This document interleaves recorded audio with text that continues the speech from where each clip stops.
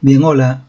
Hace ya algunos días atrás, ¿no? Ya más o menos una semana, fui invitado por el compañero Oscar Retuerto de Argentina.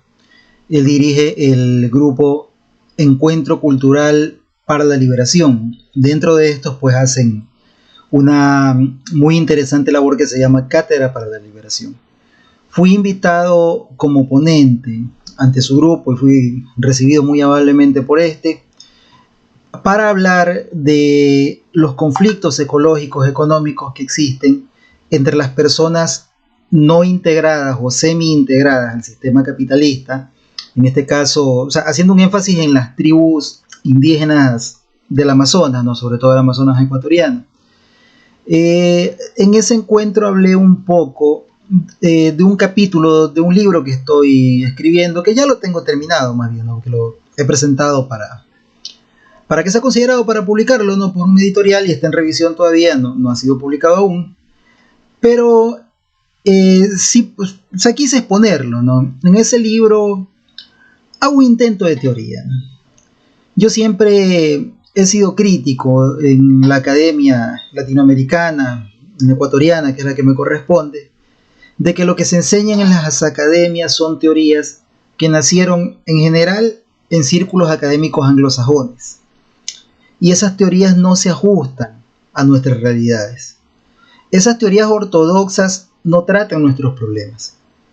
Pero incluso las teorías heterodoxas, como el marxismo, por ejemplo, si bien son bien intencionadas, por supuesto, tienen un afán liberador, tampoco tocan nuestros problemas como habitantes de estas periferias del sistema capitalista que somos. Esa es mi idea. Plantear algo, hacer teoría que sirva para estudiar nuestras realidades. Eso es lo que queremos estudiar. Eso es lo que vamos a hacer. Bueno, como el compañero Oscar, el evento del compañero Oscar no fue transmitido abiertamente, no fue grabado, entonces muchas de las personas a las que yo les publicité el evento me pidieron luego, o sea, no lo vimos, ¿no? ¿Cómo lo hacemos? ¿Cómo hacemos? Entonces, bueno, decidí, bueno, voy a repetirlo yo solito, lo voy a grabar, a ver qué tal. Entonces, eso es lo que voy a hacer en este momento. Voy a repetir aquella teorización que hice frente a estos compañeros, la voy a hacer en solitario esta vez, para poderla grabar y poderla transmitir en el internet, ¿no? En el Facebook, lo voy a subir a mi canal de YouTube también. Eso. Bueno, y ahí iremos hablando sobre el tema. Bien, entonces vamos a hablar de las tierras, recursos y poblaciones que se resisten a ser integradas al sistema capitalista y los conflictos que ocurren cuando esta integración forzosa quiere darse. Antes que nada, quiero dejar claro algo, ¿no? Esto no es ningún manifiesto anticapitalista. El capitalismo es una realidad prácticamente ineludible, que tiene facetas, ¿sí? Facetas buenas y facetas malas. Está bastante de moda tocar las buenas, y está bien que se lo hagas. No digo que no, el progreso que ha traído, la riqueza que ha traído a ciertos sitios, ¿no? Generalmente concentrados en el norte del planeta. Pero el capitalismo no ha tenido el mismo efecto, ni tiene, digamos que el mismo aprecio en las poblaciones de todo el planeta. Algunos lo resisten. ¿Por qué será? Y no necesariamente son comunistas los que lo resisten. Los comunistas son seres integrados al capitalismo, más bien. Vamos tratando este tema, ¿no? Que es un poco complicado, pero dejo en claro aquello primero. Bueno, primero, en las fronteras sistémicas del capitalismo, si imaginamos el capitalismo como un sistema, porque eso es un sistema, no es que hay un país capitalista y otro que no lo sea, ¿no? El capitalismo es un sistema global, en el cual los distintos países del planeta tienen distintos niveles de integración y distintas formas de integración a este. Por ejemplo, Cuba, que se supone un país socialista, es un país integrado al sistema capitalista, que tiene cierto grado de resistencia a este, ¿no? Que pensaba trascenderlo a este. Pero es un país integrado al comercio capitalista, tiene intercambios con este. Bueno, hay seres humanos que no están integrados al capitalismo todavía y cada vez son menos. Su número es cada vez menor, ¿no? Y en esas fronteras sistémicas, donde el capitalismo llega al tope, ¿no? Hasta aquí llega, ¿no? Uno dice, pasando un paso más adelante, esto ya no es capitalismo.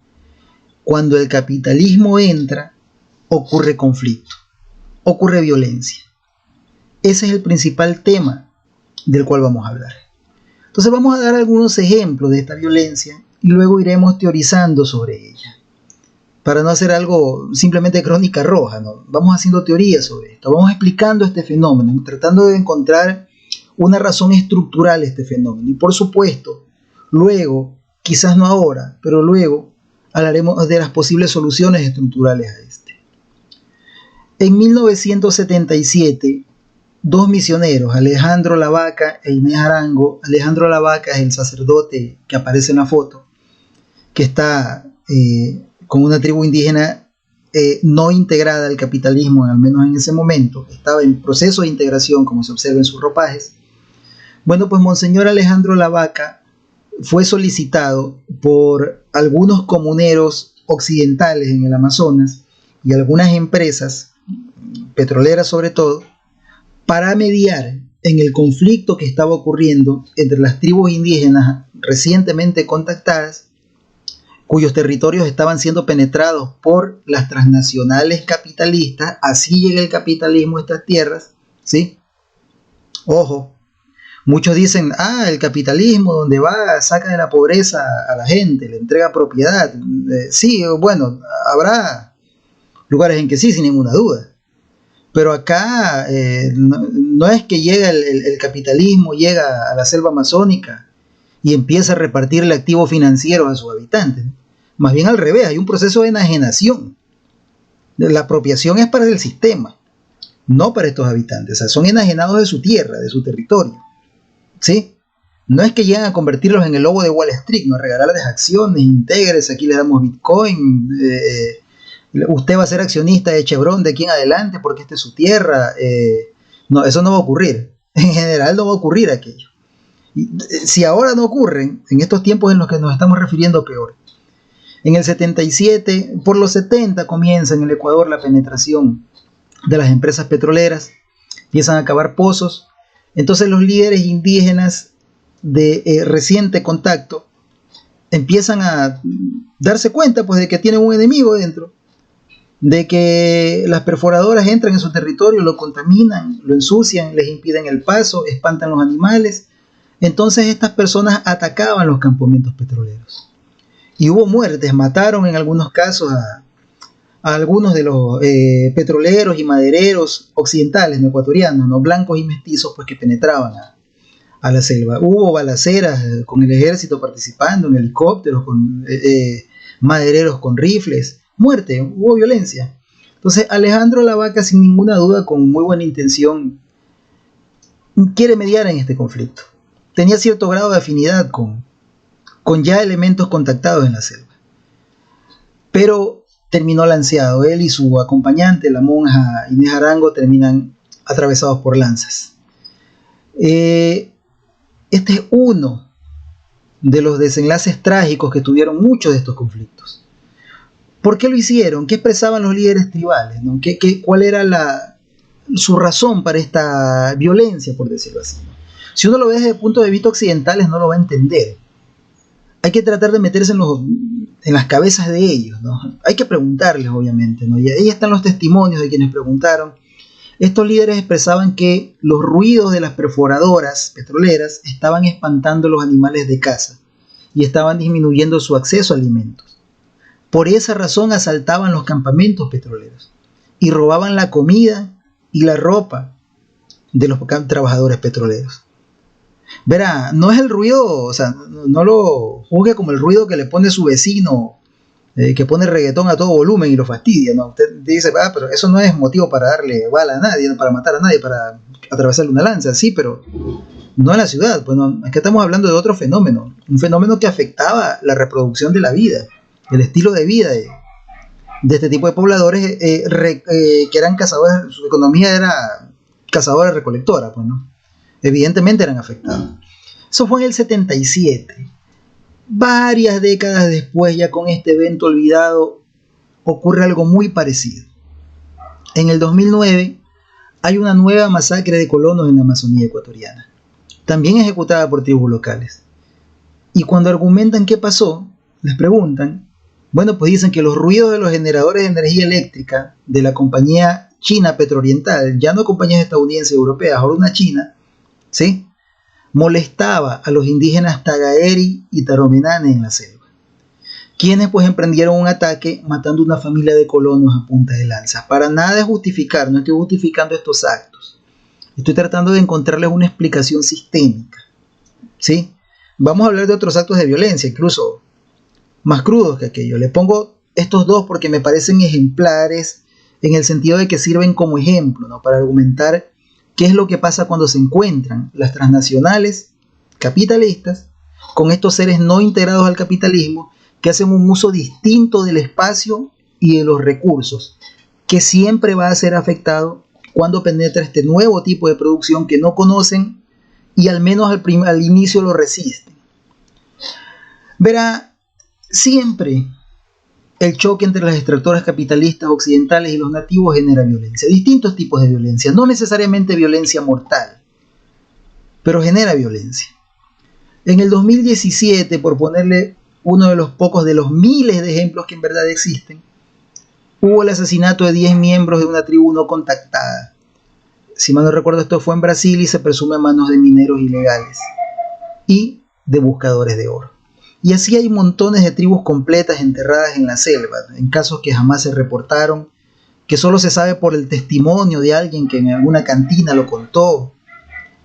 En el 2020, el APU, el líder indígena Arbilio Meléndez, quien se ve en la esquina inferior derecha de la lámina, él solicitaba la titulación de propiedad de los territorios de su poblado, ¿no?, porque su poblado, al ser una tipo de propiedad tradicional, no está respaldada por las leyes occidentales, entonces las transnacionales abusaban de este territorio.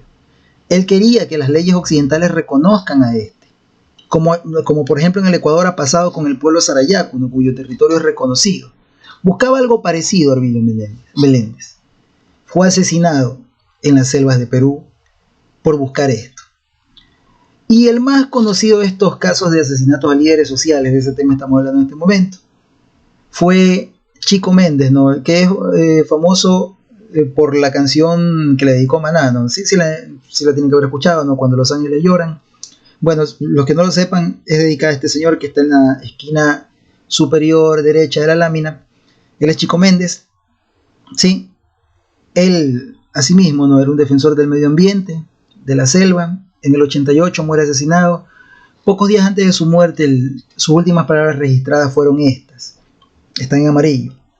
Solo quiero que mi muerte sirva para acabar con la impunidad de los matones que cuentan con la protección de la policía de Acre y desde 1975 han matado en la zona rural a más de 50 personas como yo. Así ocurre casi siempre cuando se encuentran las transnacionales extractoras, ¿sí? Verá, le repito, a estos sitios no es que llegue el capitalismo a poner una fábrica de Coca-Cola, a dar empleo, o sea, no ocurre así. Aquí los fenómenos son distintos, ¿sí? Y casi siempre terminan en violencia. Vamos a explicar esa violencia, vamos a ver el porqué. Bien, démosle. Pido un poco de disculpa por los ruidos de fondo. Estoy grabando en un lugar, estoy improvisando un lugar para grabar en este momento y este micrófono capta todito. Bueno, habiendo dicho lo anterior, ¿no?, nos surgen inevitables preguntas. Primero, ¿por qué a estas alturas del siglo XXI, en un mundo que se supone que ya está descolonizado, ¿no?, ya nuestras independencias ocurrieron por los tempranos 1800, ¿no?, los africanos se liberaron de sus ataduras coloniales por 1960 y algo, ¿no? Entonces se supone que esto ya no debe ocurrir, ¿no? Pero estos episodios de violencia que hemos ejemplificado sobre todo en la Amazonía, también ocurren en el África, también ocurren en el Asia, en las selvas de Borneo, también ocurren en la Oceanía también, en distintos lugares, ¿no? Pero sobre todo en el Amazonas. Bueno, sigámosle, ¿no? ¿Por qué ocurre esto? Luego contestamos esa pregunta. Vamos a contestar otra segunda pregunta también.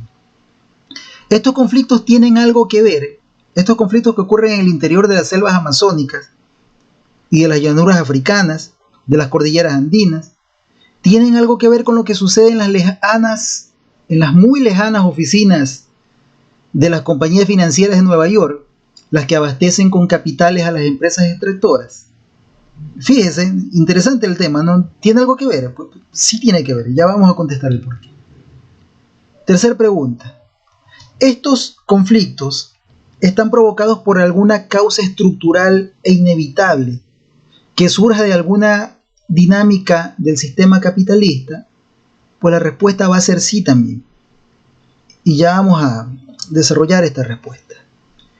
Primero, entendamos algo.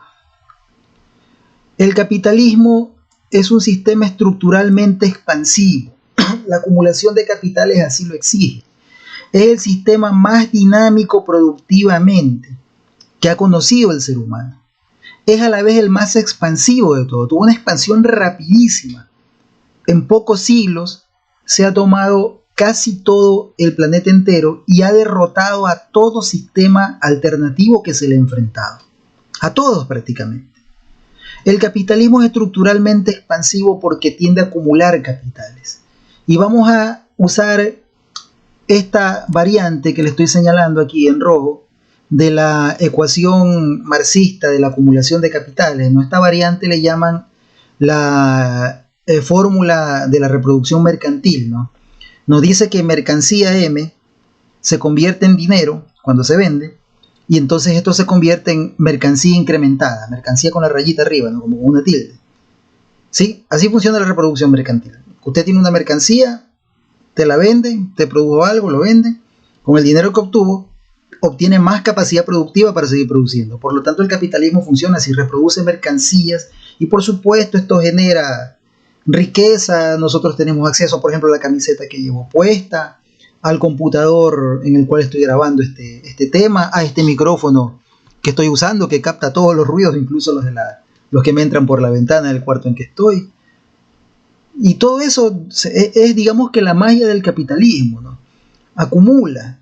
Y las sociedades en las cuales esto ocurre esa ecuación, se vuelven cada vez más ricas, porque tienen cada vez mercancías al alcance del ser humano. Y sí, el ser humano queda alienado, se vuelve consumista, se vuelve superficial y todo lo demás que dicen los críticos hacia el capitalismo, tienen razón en decirlo también.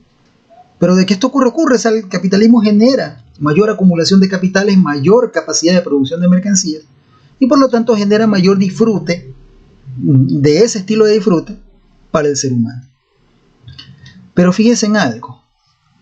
El propio éxito del capitalismo hace que, en cierto momento, esa sociedad, ese país, vamos a decirlo así, que acumula capitales, entre en una etapa de financiarización.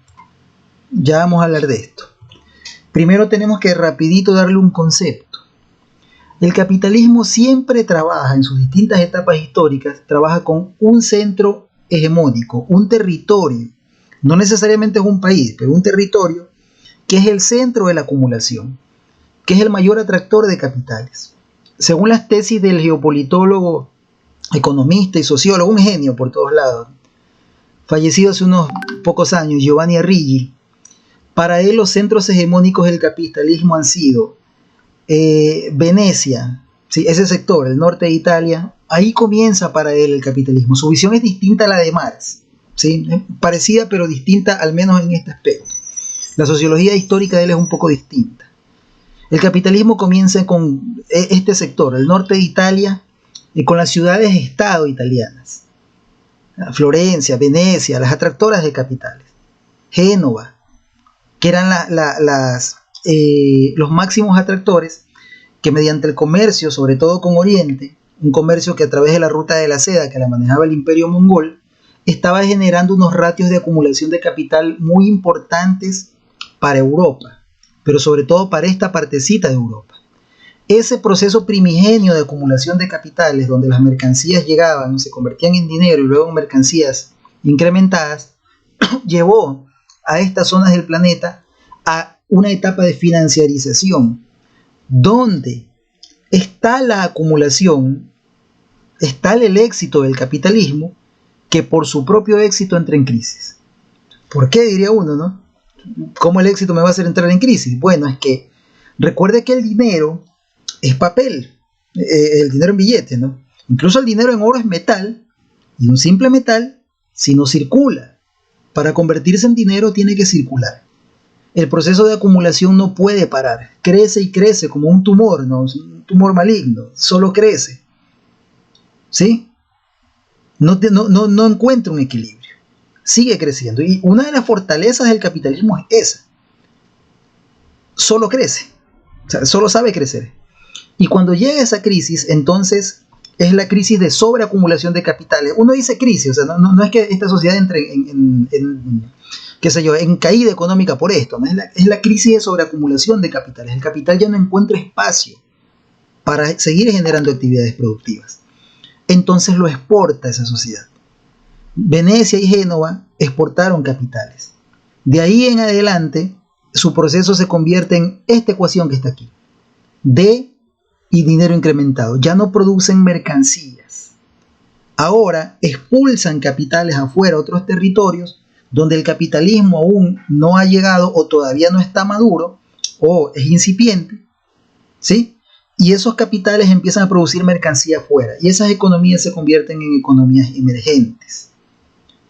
Y el capitalismo, el centro hegemónico del capitalismo, entra en esa etapa de financiarización que está caracterizada por esa ecuación. Simplemente es dinero y dinero incrementado. Prestan dinero a otros o expulsan capitales, fábricas a otros y reciben dinero por esto, por franquicias, filiales extranjeras, todo aquello que empezó a ocurrir en esa época. Y fíjese, no todo es fábricas, no todo es bancos, o sea, no todos los resultados de la expansión capitalista son estos. Hay otros resultados. Venecia, Génova, estos capitales empiezan a financiarle en ese tiempo la conquista a la más grande potencia militar de ese momento en Europa, que era España, que tenía pues ansias de conquista, que acababa de reconquistar su sur, que estaba tomado por los califatos musulmanes. Le financian las exploraciones a ellos y a los portugueses para que se tomen el mundo. El capitalismo tiene un aspecto extractivo, del cual solo extrae riqueza, no la crea, ¿sí? No ocurre lo de la fórmula de acá arriba, no hay mercancía, dinero, mercancía, ¿sí? Es la conversión de recursos naturales en mercancía, de oro, de plata, de petróleo, de árboles, de agua, ¿sí? La conversión en mercancía, ¿sí? Pero no en el territorio donde se lo extrae, sino que es llevado a los centros industriales a reproducirse. Y es allá donde se convierte en esta formulita, MDM. Ya vamos a hablar de eso.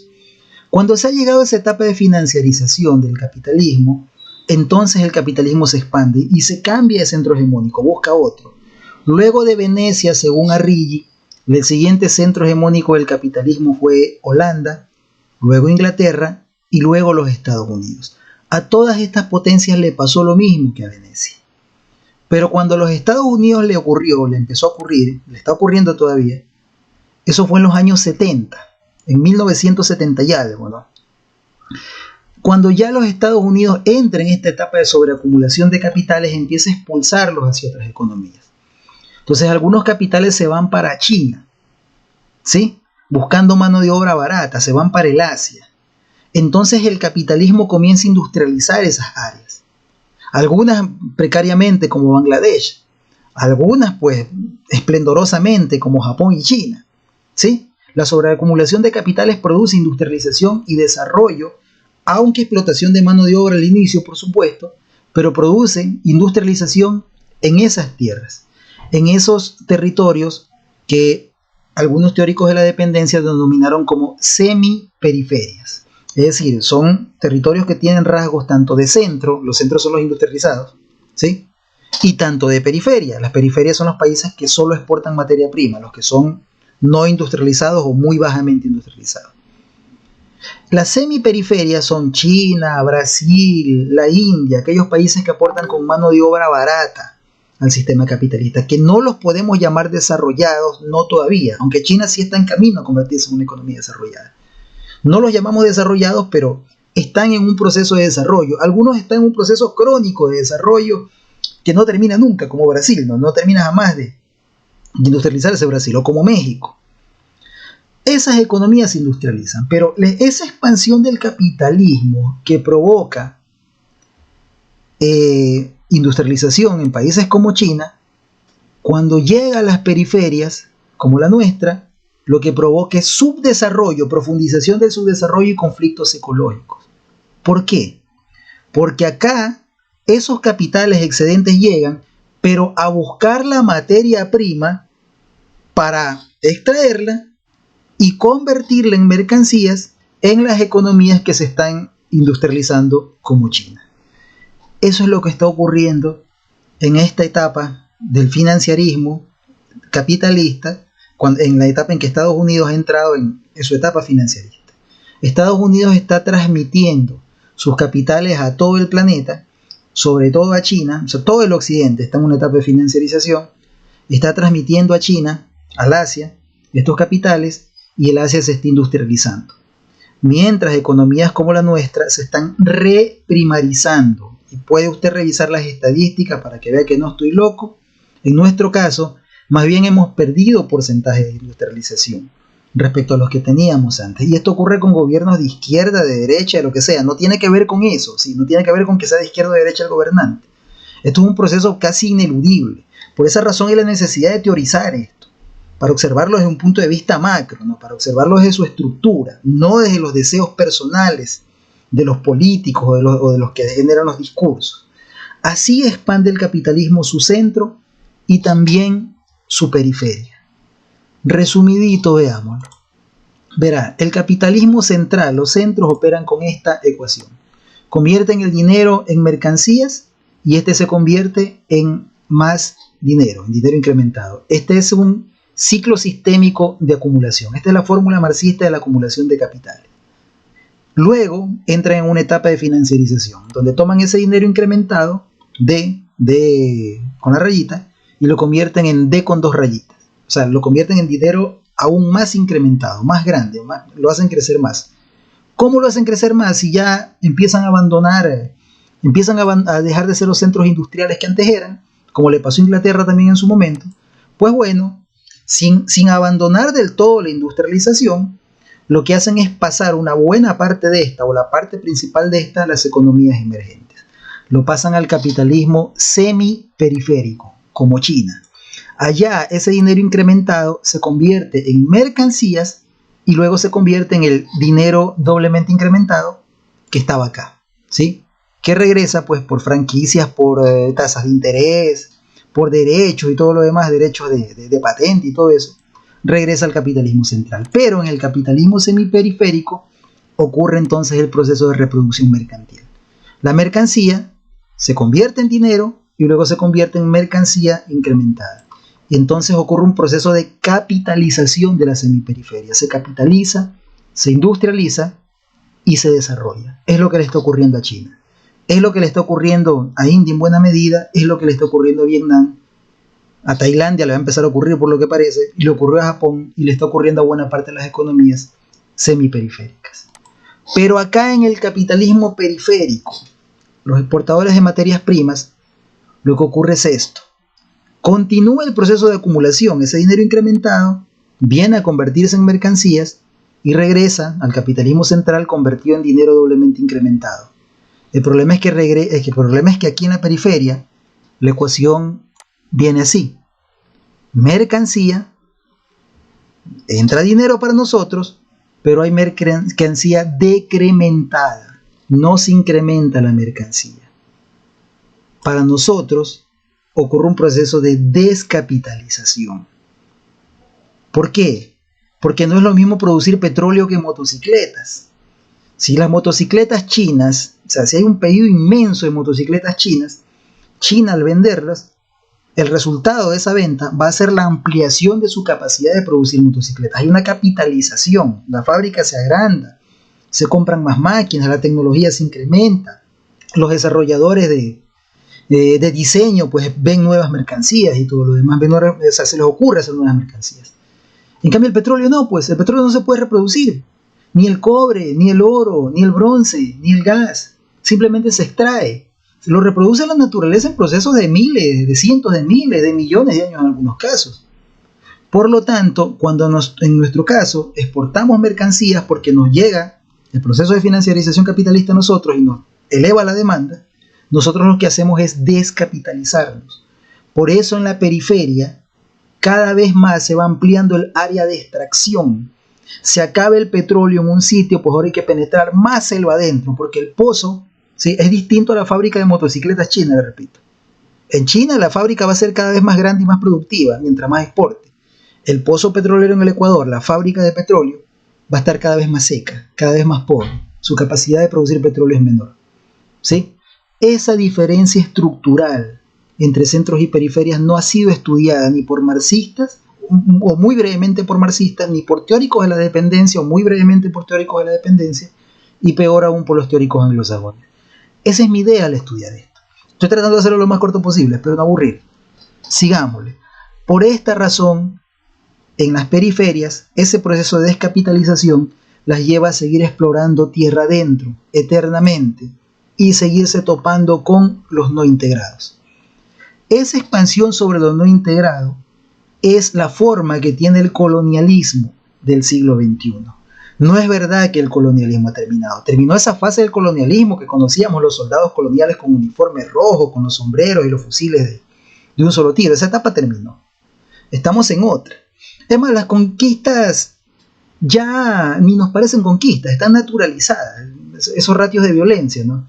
Ya las ex colonias ya no son colonias, ya ahora son periferias. Y las ex metrópolis, ¿no?, los ex imperios ahora son centros industriales o centros financieros. El colonialismo ya no necesita los ejércitos coloniales, salvo esporádicamente, de repente los usan, ¿no? Pero ahora los estados y los ejércitos de las mismas periferias se prestan para el servicio de las metrópolis, se prestan para seguir recolonizando sus propios territorios, entrando cada vez más tierra adentro. La conquista tiene ahora unas formas más sutiles. Busca el usufructo, ya no busca la propiedad directa sobre la tierra. Ya no es el imperio español tomándose esta tierra y diciendo esto es España, ¿no? Ahora son transnacionales que llegan y bueno, si quieren que esto siga siendo Ecuador, bueno, que siga haciéndolo, pero nosotros vamos a extraer el petróleo y le dejamos a cambio una ganancia, ¿sí? Que pues irá en general a las ciudades, a los políticos, a ciertos personajes empresariales, pero no llega. O llega muy poco, gotea muy poco en los verdaderos dueños del recurso. La violencia colonialista, donde la piensan necesaria, sigue aplicándose. La violencia a bala, me refiero, la violencia ya con muerte, con sangre. Cuando necesitan aplicarle estas transnacionales, las aplican. Esta violencia colonialista se concentra ahora en las fronteras periféricas del capitalismo, en las tierras no integradas a este, pero que están en un proceso de integración. En esas tierras ocurren dos fenómenos perennes, constantes: desposesión y conflicto civilizatorio o conflicto ecológico. Ambos se superponen, el conflicto civilizatorio con el ecológico. Cuando el capitalismo llega a esas zonas ricas en recursos naturales, que aún no han sido integradas a este, siempre o casi siempre, estas son integradas por la violencia. Esto es así porque ocurren estos dos fenómenos, ¿no? Les repito, el conflicto civilizatorio y la acumulación por desposesión. Vamos a revisarlo rapidito. Primero, hablemos un poco de los conflictos intercivilizatorios y ecológicos. Hablemos del conflicto. Bueno, esto ocurre cuando se encuentran los integrados al capitalismo con los no integrados o semi-integrados. Aclaremos un poquito quiénes son los integrados, al menos en este tiempo, siglo XXI. Bueno, pues son primero los capitalistas, ¿no?, los dueños del capital, representados por las transnacionales. Estos no se van a meter a la selva amazónica ni la africana, pues estos mandan sus representantes, obviamente, ¿no?, sus trabajadores. Entonces, segundo, los trabajadores de esas transnacionales o quienes les prestan los servicios de estos trabajadores, ¿no? Recuerda que cuando los trabajadores llegan a la selva, ¿no?, una selva que ha sido virgen, empiezan a aparecer pues los servicios detrás de ellos, ¿no?, servicios de hotel, de lavandería de ropa, donde se vende el alcohol, el que les vende la comida, el prostíbulo y cosas así. Bueno, la seguridad para ellos, los guardias armados, todo aquello viene atrás. La carretera que empieza a labrarse entonces para que entren y salgan. Luego vienen un tercer actor, los agentes del Estado. El ministro, el viceministro, el presidente, los tomadores de decisiones que dicen, ¿no?, que legitiman, ¿no?, son los sacerdotes del siglo XXI, los que dan la bendición para decir esta tierra, señora transnacional, de aquí en adelante es suya. ¿Sí? Entre y perfore el pozo y saque petróleo. Se lo permito, a cambio, pues por supuesto, de una parte. Y cuarto, las fuerzas de choque, las fuerzas armadas que pueden ser estatales, soldados, o pueden ser privadas, como las tienen algunas transnacionales petroleras. Y madereras, en este caso. No, tienen sus fuerzas de choque privadas, así rústicas, pero las tienen.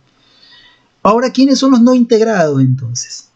Los no integrados son los cazadores-recolectores que aún conservan su tierra, pero que ya empiezan a tener contacto con Occidente. Ese es un primer tipo, ¿no? O sea, por ejemplo, los que vimos en las fotos anteriores, ¿no? Personas que de repente usted las ve con una camiseta del ejército, pero llevan su vida tradicional de cazador-recolector. Algunos hablan español, que es el idioma del capitalismo aquí en nuestras tierras, en lo que llamamos Hispanoamérica, ¿no? Si son semi-contactados, ¿no? Luego vienen los agricultores semi-integrados, que tienen intercambios con los integrados. Estos están más cerca de la ciudad, estos están, por ejemplo, en la cordillera andina. Son agricultores, sobreviven con escaso uso del dinero, pero comercian con el capitalismo también. O sea, producen sus papas, sus tomates, sus vacas, sus ovejas, con las cuales se hacen sus abrigos, sus gallinas, con las que comen los huevitos de sus gallinas. Se autoabastecen, pero también comercian con el capitalismo. Están semi-integrados. Y en general, aunque ya conservan, ya tienen formas individuales de propiedad, ya tienen incluso en algunos casos títulos de propiedad ya occidentalizados, siguen conservando formas de acumulación, formas de organización y de producción comunales. Y por último, los pueblos no contactados, los que no tienen ningún contacto o quizás han visto algún occidental alguna vez, pero no tienen una idea clara todavía de qué es este. Bueno, claro, estos son mucho menos, ¿no? Cada vez son menos este tipo de pobladores. Bueno, aclarado esto, sigamos. ¿Por qué ocurre el conflicto cuando estos dos tipos de seres se encuentran? Primero y principal, las formas de propiedad y uso de esos recursos naturales y de territorio, ¿no?, que los no integrados practican son irreconciliables con las formas de propiedad acostumbradas y aceptadas en el sistema capitalista y por las leyes occidentales. No pueden convivir ambas formas de producción sin el ataque mutuo hasta que una de las dos partes se destruye, que en general va a ser la parte más débil, casi siempre pues la parte no capitalista, la parte que está en proceso de integración. Profundicemos un poquito más en esto para que vean que no es ningún prejuicio mío. ¿Sí? Hay estudios de casos sobre esto, pero no voy a hablar en este momento de aquellos, ¿no? Estamos teorizando, estamos en lo general, en algún otro encuentro quizás hablemos de eso. El conflicto es inevitable porque los no integrados, ¿sí?, los que viven en la selva, por ejemplo, ¿no?, la propiedad sobre los recursos que ellos practican es en general comunal. Y cuando es individual o familiar, es apropiada individualmente por el uso, ¿no? No es comprada. No hay un título que la legitime. ¿Sí? El uso de la tierra y los recursos no es excluyente para los miembros del grupo civilizatorio. O sea, si perteneces al mismo grupo, te van a dejar pasar por la tierra, por la casita por donde vive tu vecino. Tú puedes ir a pescar al río y el río no le pertenece a nadie. No te organizas con el resto de comunidad, vas y sacas pescado. No tienes que meterle una moneda al río para que el río te dé el pescado. Tienes que trabajar para obtener el pescado. ¿Sí? Por lo tanto, el río es una propiedad no excluyente, es propiedad comunal. No es propiedad comunal occidental, ojo, no es propiedad comunista, no es ese tipo de propiedad. Es una visión muy propia de este tipo de pobladores. Los recursos no son extraídos hasta su agotamiento, no es la idea hacer eso. Se extraen, sí, por supuesto, pero no hasta acabarlo, ¿no? Por lo tanto, los recursos pueden cumplir sus ciclos naturales de recuperación. ¿Por qué? Porque la idea no es la acumulación en este tipo de sociedades. Por lo tanto, no existe la extracción hasta la muerte del recurso. Las formas de reproducción de la vida, entonces, y de la cultura, dependen de la conservación de ese hábitat natural, el cual entonces es para ellos su capital. Es capital, reproduce la vida, no solo la vida física, la vida intelectual también, reproduce la cultura. Por lo tanto, estos seres tienen interés en ese recurso que es el agua, que es la vegetación de la selva, que es el pez, que es el ave, que es el árbol, fíjese en eso. Tienen interés en el recurso que se deteriora cuando entran las extractivistas, no en el recurso que exportan las extractivistas. No tienen interés mayor, estas poblaciones no integradas, no tienen interés mayor en el petróleo, en el oro, en el cobre, en el uranio, no tienen interés en esto. Tienen interés en lo que está encima. La transnacional al revés, tiene interés en lo que está abajo, no en lo que está encima. Por lo tanto, la una está interesada en la destrucción de la que la otra está interesada en su conservación.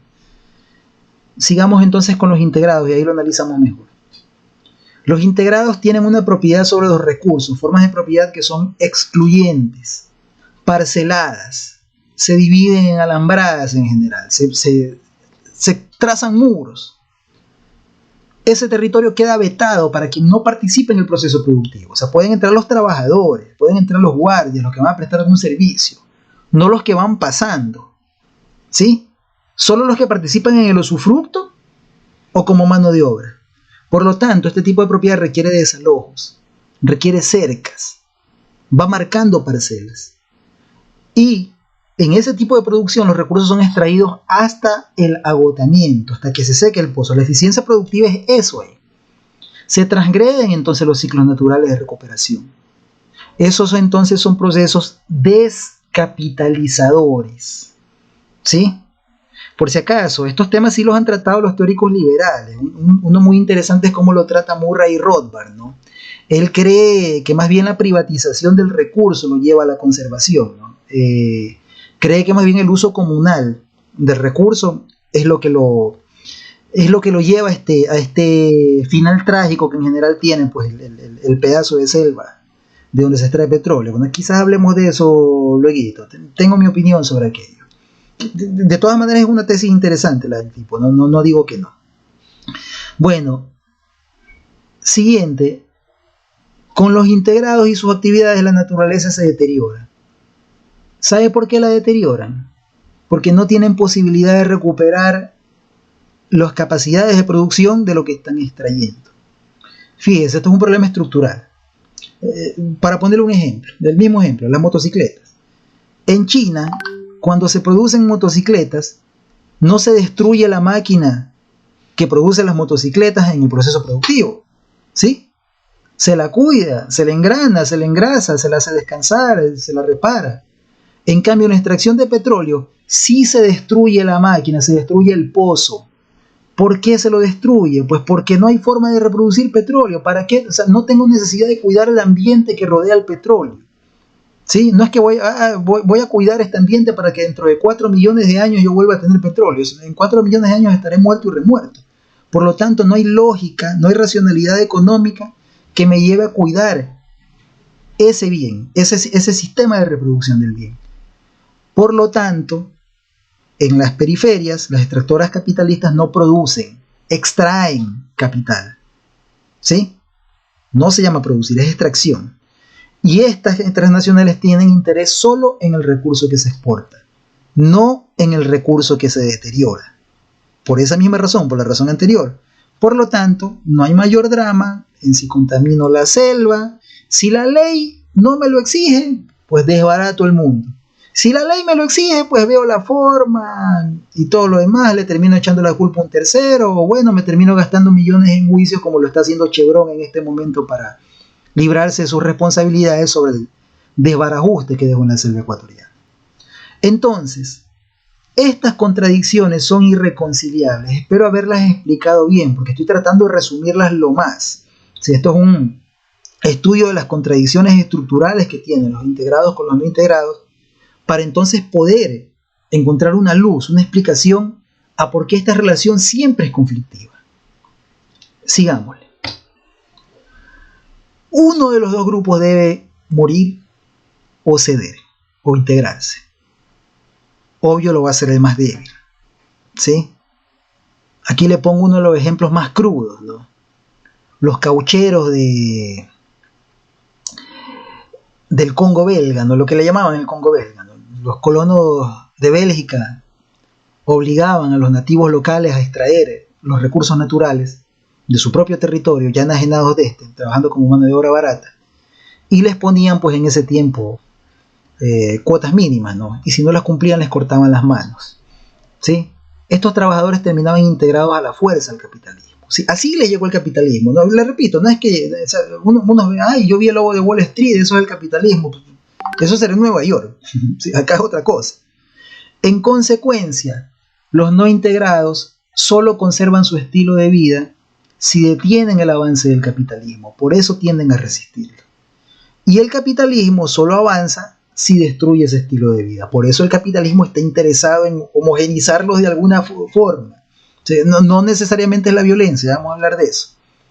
Pero en general es el capital el que casi siempre vence. Casi siempre vence el capital. Yo diría que hasta ahora siempre, ¿sí? Pero hay unos ejemplos que dan cierta esperanza, ya lo vamos a ver. Para los no integrados, otras opciones son integrarse, ¿sí? Pero cuando se integran es como mano de obra, como prostitutas si son mujeres, o como empleadas domésticas si tienen suerte, o como fuerza de choque, terminan siendo congoleños con machete el que lleva la ejecución de la cortada de mano. Porque no es, le repito, no es que le dicen, sabes que encontramos petróleo sobre tu tierra, de aquí en adelante te vas a convertir en un millonario petrolero. ¿Y qué es un millonario petrolero? O sea, hay que hasta explicarle eso, ¿no? Entonces la transnacional no va a perder tiempo en aquello, desde su racionalidad, desde su óptica, ¿no? ¿Sí? Simplemente los enajeno y punto. Nunca, o casi nunca, ocurre el hecho de que se integren como propietarios, como capitalistas, o como propietarios al menos de recursos financieros, de activos financieros de esa empresa. No se los van a dar. Hay propuestas muy loables, y estas propuestas han nacido desde el liberalismo económico, que eso es lo que me provoca una curiosidad y un respeto hacia en general los liberales, los que son más seguidores de las tendencias neoclásicas de la economía, tienden a despreciar este tipo de pobladores. Pero hay algunos liberales que muy honrosamente han hablado de que lo que tiene que hacer el capitalismo cuando llega a estas tierras es darle derechos de propiedad a estos pobladores sobre estas. Y si bien no creo que esa sea la solución perfecta, pero al menos me parece una visión sana, ¿no? Una visión muy loable y respetable. Esta la ha tenido el mismo Murray Rothbard, tiene un discurso así en uno de sus libros, ¿no? El otro es el peruano, no recuerdo el nombre, creo que es Hernando de Soto, no recuerdo el nombre en este momento, pero él tiene una tesis parecida, ¿no? Y mira, o sea, mira, la razón por la cual la izquierda termina siempre apoderándose de los movimientos indígenas, de los movimientos de los que resisten al capitalismo, es porque la izquierda sí se preocupa por estos pobladores. La derecha más lo desprecia. Puede ser que la izquierda los quiere instrumentalizar, sí, pero bueno, pues tiene dentro de su discurso propuestas para estos pobladores, para defender sus intereses. Entonces estos pobladores, aunque no pueden terminar convirtiéndose en comunistas, no voy a hablar de eso en este momento, pero ellos son otra cosa, pero en general terminan enarbolando banderas de la izquierda, terminan siendo aliados de esta, ¿sí? Pero una vez que la izquierda llega al poder, y eso lo hemos visto siempre en América Latina, la izquierda se convierte pues también en gobiernos extractivistas. Ya, eso hablaremos después, poco a poco vamos a meternos en eso. Bueno, como casi nunca la visión tradicional, liberal, de derecha como le llaman algunos, casi nunca les propone integrarse como propietarios, entonces pues los enajena y por eso ocurren estos conflictos. Rara vez se llega a consenso sobre la propiedad de la tierra. Hay momentos en que se ha llegado, ¿no? Siempre el Estado, el poder, el poder local, el poder formal, se va a poner del lado de las transnacionales. Casi nunca se va a poner del lado de los no integrados, ¿sí? Más bien va a aprovechar el hecho de que no hay formalización de propiedad sobre la tierra, lo va a usar para poderle integrar a esta al proceso de acumulación capitalista. Por tanto, los verdaderos anticapitalistas del planeta son ellos, los no integrados. Sigamos. A veces se llega a consensos que en realidad no son consensos, hay que tomarlos con pinzas. Por ejemplo, las misiones religiosas, ¿no?, siempre han tenido la intención solapada de disminuir ese grado de conflictividad, apaciguando los ánimos de propiedad y de reclamo de los no integrados, pues no de las transnacionales capitalistas, ¿no? La evangelización de las colonias ha sido siempre la herramienta de poder blando que usaron los imperios para apagar la animosidad de los que reclamaban por su tierra. Su intención es matar la cultura local, ¿sí?, que se resiste al despojo, reemplazándola por una cultura que acepte ese despojo, la cultura del buen cristiano pobre. Los misioneros reemplazan a las balas, ahorran sangre, ahorran vergüenza, ahorran desprestigio ante los medios y a la larga ahorran dinero. Por esa razón, las transnacionales llegan acompañadas de misioneros. Antes los imperios llegaban acá a América Latina abanderando la religión católica. Ahora esos misioneros son evangélicos porque en general vienen de países anglosajones, ¿no? Vienen del norte, ¿no? Chevron trajo en buena parte los evangélicos que llegaron acá a estas tierras, ¿no? Convertir a un indígena amazónico en cristiano es enajenarlo de su tierra, porque ya no puede andar desnudo, pues tiene que ir a la iglesia con corbata, con saco, y eso no crece en los árboles. Entonces tiene que trabajar, tiene que conseguir un empleo, por lo tanto termina integrándose a la visión capitalista del mundo y termina renunciando ya no reclama por el espíritu del árbol, porque ahora lo supone demoníaco esa creencia en el espíritu del árbol, ¿sí? Cree que los evangélicos le dicen, es un demonio el que te está hablando. Entonces ya no defiende el árbol, ya no defiende el río, ya no ve un apo en la montaña. Su cosmovisión cambia y termina integrándose como cristiano, pero como cristiano pobre, le repito, ¿no? ¿Sí? Como un trabajador. Abandona la violencia, pero no en el buen sentido. La abandona con resignación. Por esa razón los misioneros evangélicos cumplen un rol importantísimo en la penetración de las petroleras en la Amazonía. Y varios de estas comunidades están resistiendo, están rechazando a estos misioneros. Yo no estoy diciendo que los misioneros lo hagan por mal. Por supuesto que su intención es, desde su punto de vista, claro, es salvar almas, ¿no? Y es una actividad que incluso yo le podría reconocer hasta cierto grado de heroísmo, ¿no? Porque van en algunos casos arriesgando la vida, en algunos casos pierden la vida, ¿no? Por esto. Y ellos en general, estos misioneros, no se van a enriquecer con lo que hacen, pero son instrumentalizados por las petroleras, no hay vueltas que darle. Sigamos. Entonces, ahí ocurre el siguiente fenómeno, la acumulación por desposesión. Cuando ya penetran las transnacionales estas tierras, ya habiendo explicado todo lo anterior, ahí se encuentran los integrados con los no integrados al capitalismo. Entonces los integrados comienzan un proceso de acumulación por desposesión, empiezan a desposeer a los que están no integrados al capitalismo, los desposeen de su tierra para desposeerlos luego de los recursos, ¿no? Esto es lo que Marx llamaba acumulación originaria. Él lo estudia en el Capital, en un capítulo interesantísimo, no recuerdo si es el 20 del primer tomo, no me haga mucho caso. Se llama de la llamada acumulación por desposesión, de la llamada acumulación originaria, perdón, se llama de la llamada acumulación originaria. Él toma este término de Adam Smith, es Smith en realidad quien lo acuña, ¿no? O sea, Marx dice que en el inicio del capitalismo, pues los capitalistas empezaron a desposeer a los señores feudales, desposeer a la mismísima iglesia de Inglaterra. Recuerde que la iglesia de Inglaterra entró en crisis con el rey Enrique III, si mal no recuerdo, cuando nace pues la iglesia anglicana, la iglesia inglesa, y con este pretexto pues los protocapitalistas que estaban empezando a convertirse en capitalistas empiezan a enajenar incluso los territorios de la iglesia, a acumularlos, ¿no? a cambiar los sistemas de producción. Ya la pequeña parcela feudal donde las familias producían para el autoconsumo es reemplazada por campos de pasto para ovejas que daban lana para hacer abrigos que luego eran exportados, ¿no? ya en la forma capitalista de producción. Lo que Marx no ve es que, lo ve luego David Harvey, y que este proceso sigue ocurriendo dentro del capitalismo en todas sus etapas. Harvey le pone el nombre acumulación por David Harvey, ¿no? Le pone el nombre acumulación por desposesión.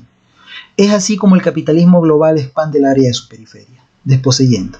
Ya hablamos de cómo crece el centro, ¿no? Las semiperiferias reciben capitales industriales y se transforman en centros.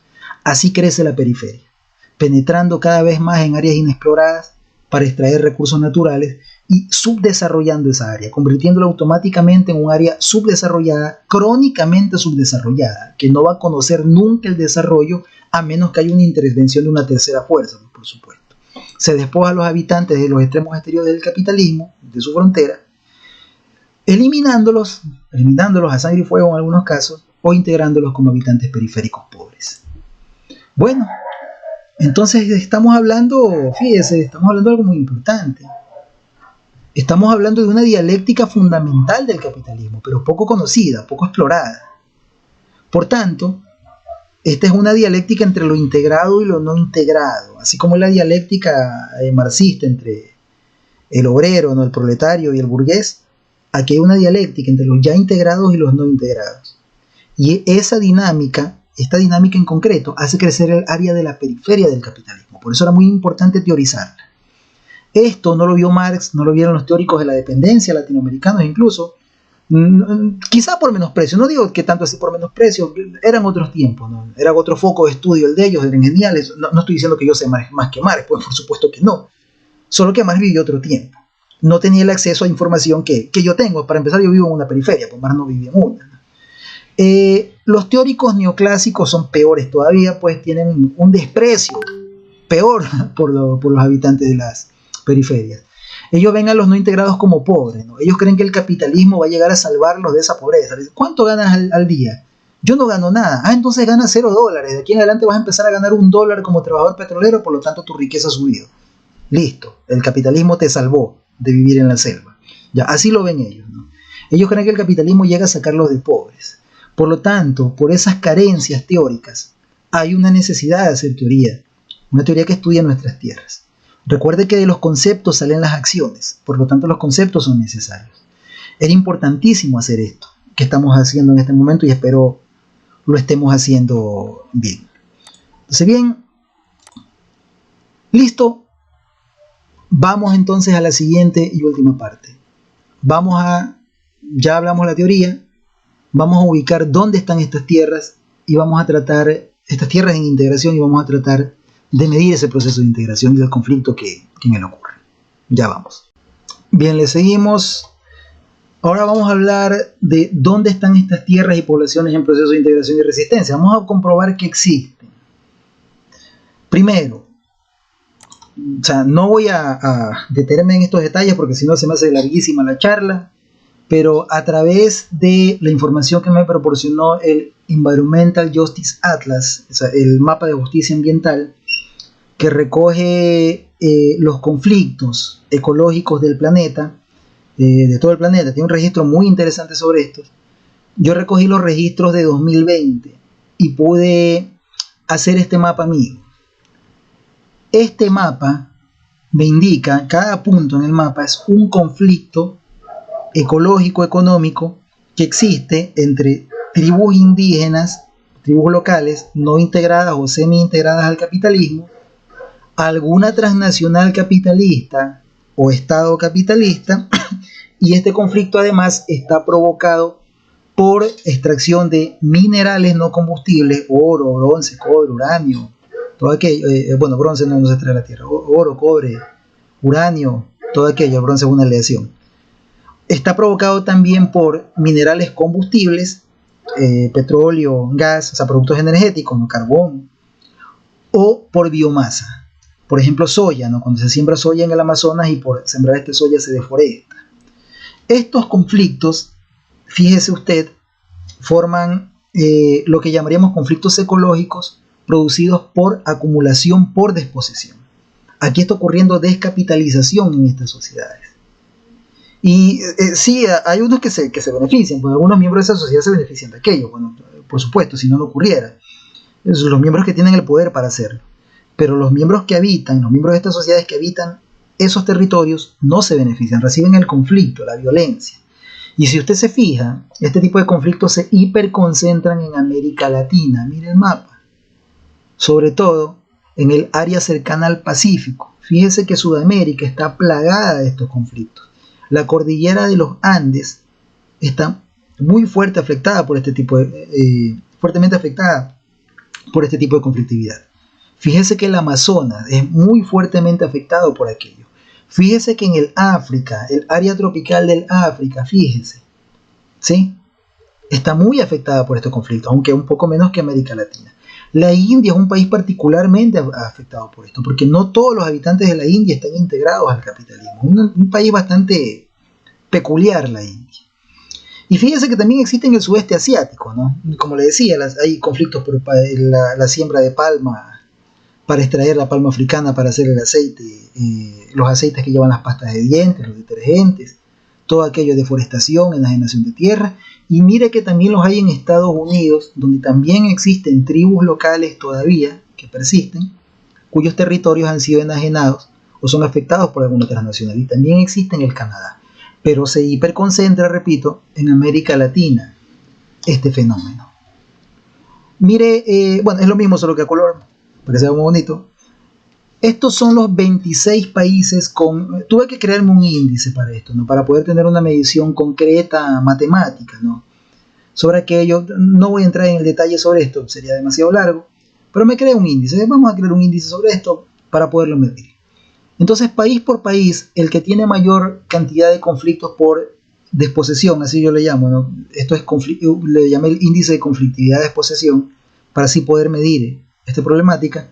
El que tiene mayormente la problemática es India. Él tiene el índice más cercano a 1, 0.90. Le siguen Nigeria, Brasil, Perú, Canadá.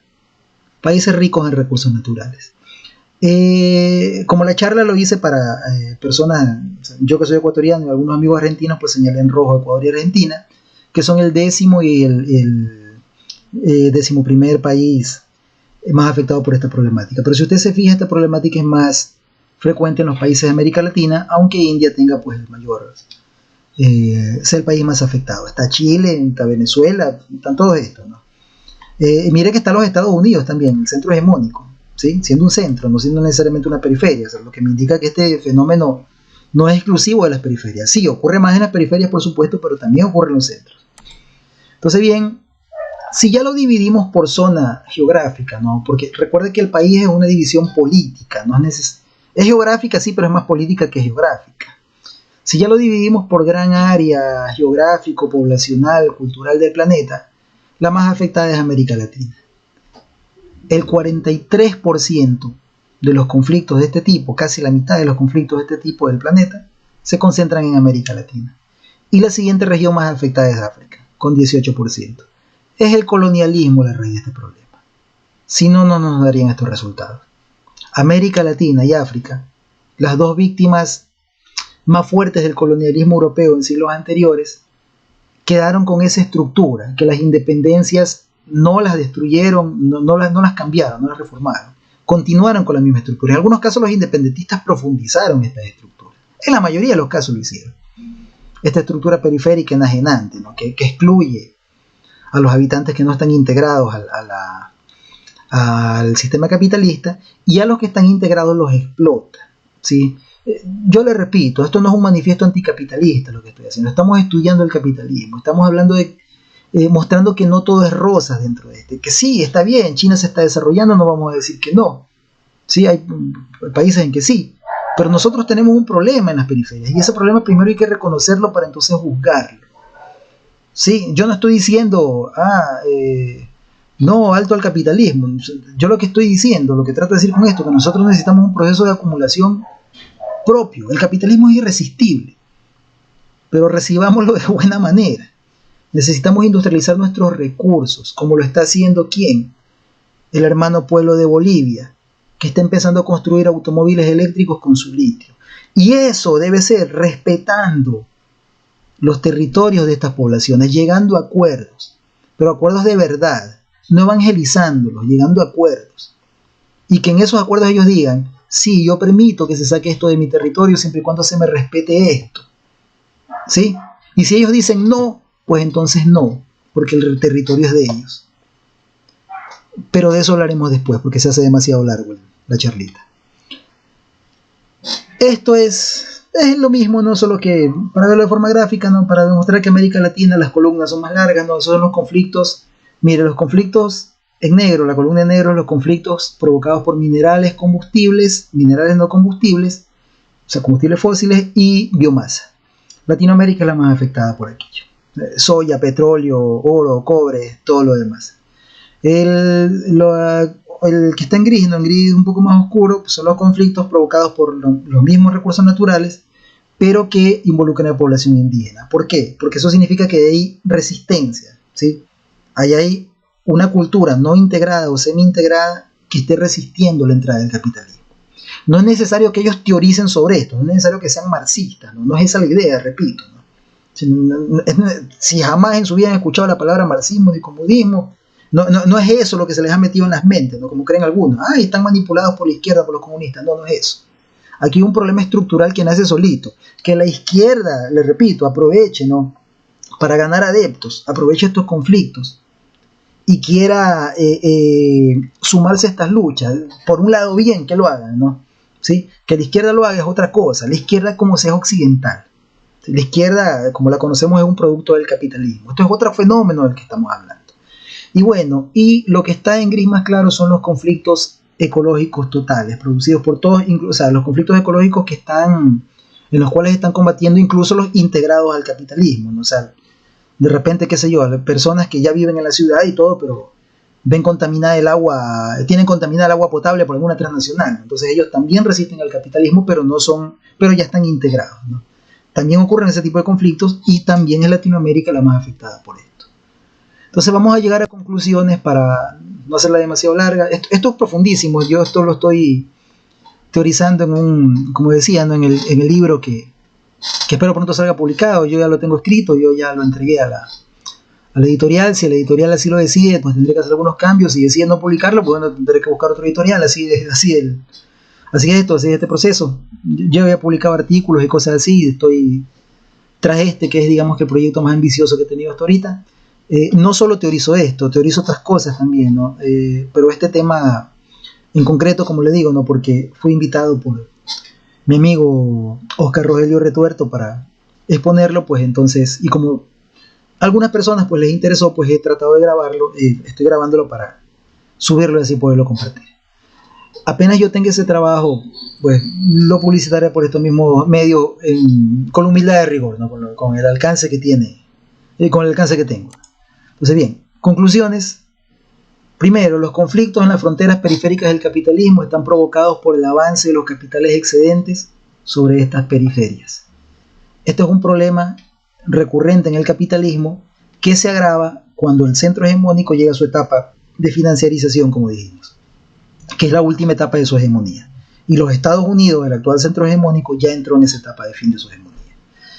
Este tipo de conflictos son inevitables, pues forman parte de una de las dialécticas principales del capitalismo global, que es el avance de lo integrado sobre lo no integrado, haciendo crecer así el área de su periferia. El capitalismo no solo se divide entonces en centros y periferias y semiperiferias, como decían los teóricos de la dependencia. Hay otra categoría nueva, no es nueva la categoría, es nueva la terminología, estoy tratando de aportar con esa terminología, que yo le llamo las tierras en proceso de integración y resistencia, o las tierras en integración-resistencia. Los habitantes de esas tierras no son centro, obviamente, pero tampoco son una periferia. Yo soy un habitante de la periferia, ellos no.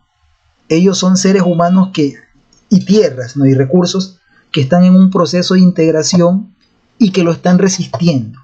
A veces resisten por varias generaciones, pero a la larga el capitalismo los acosa, no los deja. Muy interesante es el caso, muy interesante, es el caso de la comunidad Sarayaco en el Ecuador, que le ganaron un juicio a una de las filiales de Chevron, un juicio, esta transnacional había penetrado en sus territorios, ¿no? Territorios que el gobierno de Rodrigo Borja pues habían sido formalizada su propiedad, ¿no? Dicen algunos, Rodrigo Borja les dio tierra. No, no les dio tierra, las tierras ya eran de ellos, ¿sí? Rodrigo Borja, y honrosamente, claro, o sea, honor para él, reconoció la propiedad de esas tierras. O sea, les dio derechos occidentales sobre esas tierras, pero los derechos que ellos tenían sobre ellas ya existían, ya eran su propiedad. Simplemente formalizó frente a las normas y usos occidentales esa propiedad. Y por eso pudieron defenderle y ganarle un juicio a esta transnacional. Y han conservado sus estilos de vida, aunque es evidente que algunos de sus miembros poco a poco se empiezan a integrar al sistema capitalista. Pero al menos que lo hagan de la buena manera si quieren hacerlo. Y los que no, pues que no lo hagan.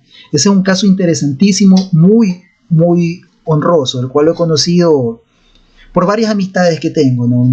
Que en algún momento pues me gustaría hablar con ellas sobre este tema. Bueno, Latinoamérica, otra conclusión importante, Latinoamérica es la más grande zona del planeta en proceso de integración al sistema capitalista y la más grande zona pues con civilizaciones que resisten este avance, que no quieren convertirse en periferia, ¿no? Que están resistiendo. Entonces la conclusión final es que el colonialismo no ha muerto, ha tomado otras formas. Eso es todo, no lo quiero hacer más largo. Esto es un trabajo, como le digo, bien largo, su lectura llevaría varias horas. He tratado de resumir los puntos más importantes y cuando uno hace resumen siempre quedan vacíos. Entonces si alguien desea preguntarme alguna cosa, yo con todo gusto, en la medida del tiempo que dispongo, los que me conocen tienen mi número de teléfono, los que no, pues ahí están, en mis redes sociales va a quedar esto grabado, pueden preguntármelo cuando quieran. Entonces bueno, ha sido un gusto, espero haber llegado a las mentes y sobre todo al corazón de los interesados en este tema. Muchísimas gracias por escuchar esta charla.